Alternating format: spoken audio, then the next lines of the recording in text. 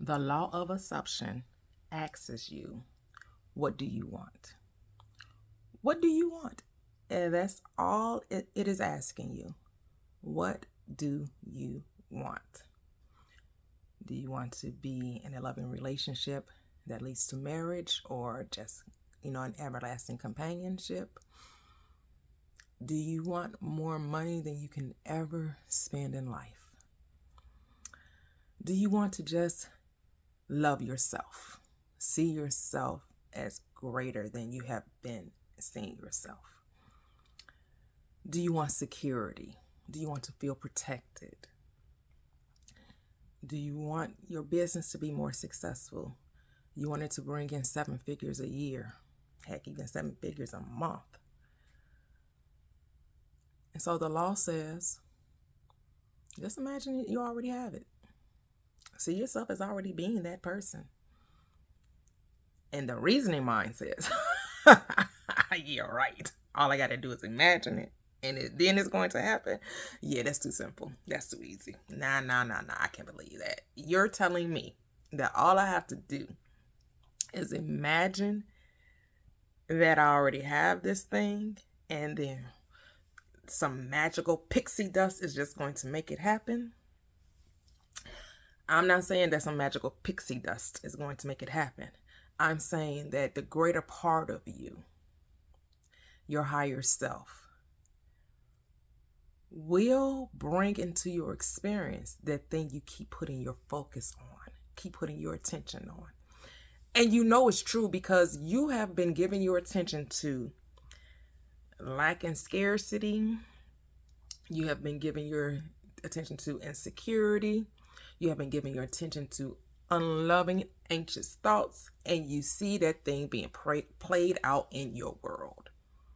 You can argue all you want to and say, well, no, it's the government's fault. No, it's my kids or my spouse or my partner's fault, or I just can't stop these negative thoughts to keep coming into my mind. It's my mind's fault, my brain. It's just out of source. It's just, well, as long as you give yourself excuses and you continue to put the power outside of you, then yes, you're going to continue to do it. Here's the thing.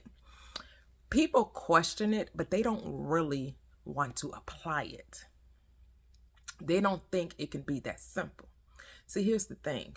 Once you start thinking a certain way, you'll be compelled to do things that's going to bring that visualization, that imagined state into your experience.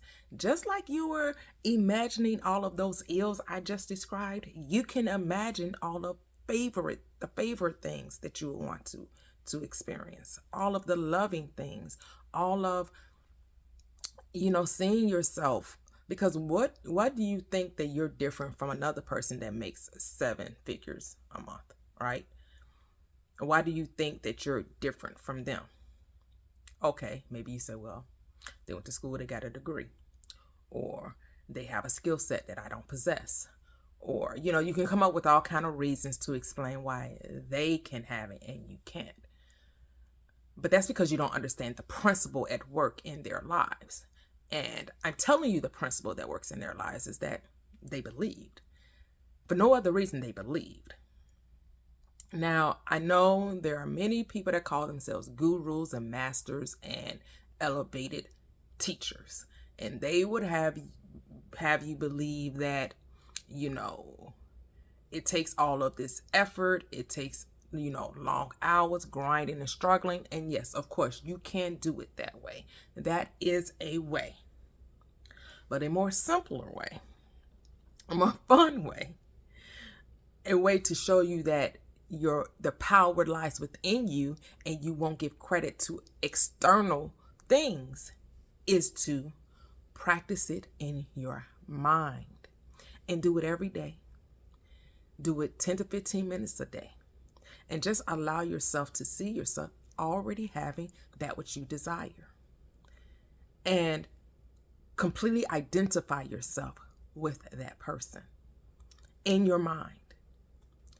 Just allow yourself. And see, here's the thing. Yes, natural things will take place. Yes, you will run into the person that will, or an idea will come to mind, and things will just start to happen. And here's the thing.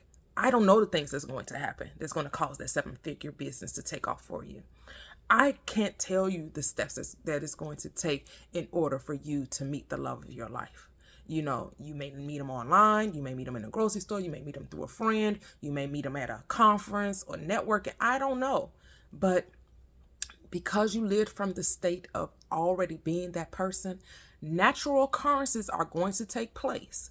And you're going to give credit to the external things if you don't believe that you were the reason it happened. You're going to say, well, the reason I got the 7 figures a month is because, you know, I sent out 1,000 emails a day.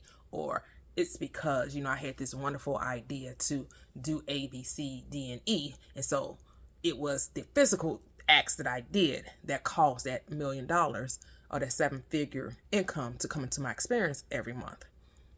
When in actuality, the cause was your mental activity, that you were imagining that this thing was possible. You accept that it was something that was happening for you, even though you had no physical evidence to back it up. Once the physical evidence became a part of your experience, you gave that the reason.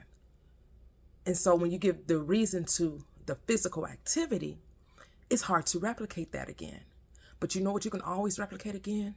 Going in your mind, taking time in your mind, taking time to see how the correlation between my thoughts turn to things, that things are an expression of my thoughts.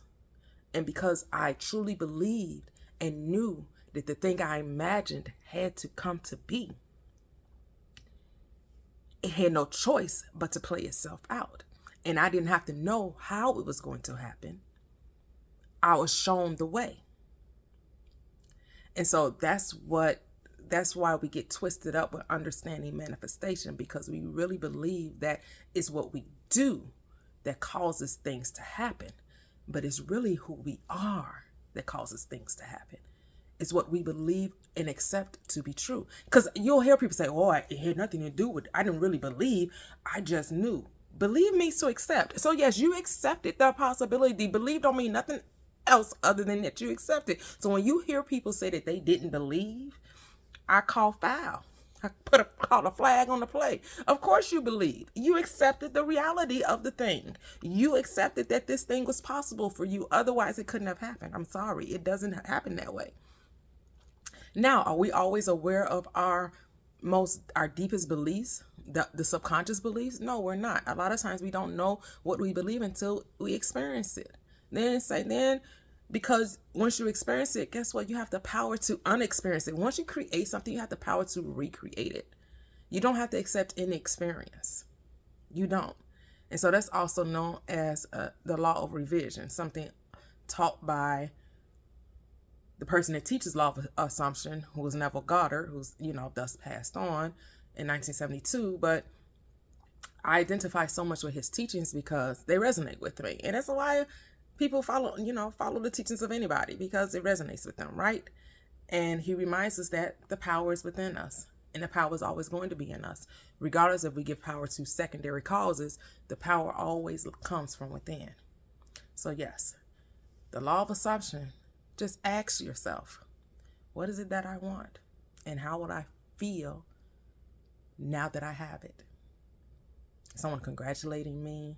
What am I doing? How, what's taking place in my life? How has my life changed?